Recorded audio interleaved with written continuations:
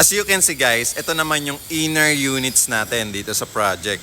Ayan o. So hindi ganun ka-crowded yung ating condominium property dito. Kasi nga, okay, dalawang phase lang siya. Is either inner units or outer units. So ito yung nakikita nyo sa video na to. Ito yung inner units. And good thing dito sa project na to, mid-rise condominium lang siya. So ibig sabihin, hindi siya sobrang taas.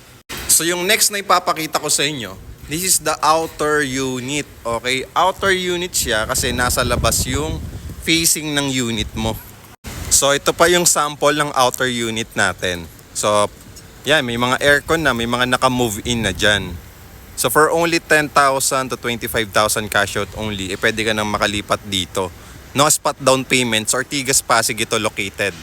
So meron na ditong basketball court, meron na ditong amenity park, meron na ring clubhouse, merong bazaar area, merong pocket gardens, jogging paths, okay, malalawak na open spaces, children's playground, outdoor gym.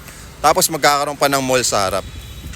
So kung naghahanap ka ng property investment ngayong taon, ito na yung pinaka-perfect na property na pwede sa'yo dahil wala kang babayaran na spot down payment. Wala nang hidden charges, wala pang lump sum payment.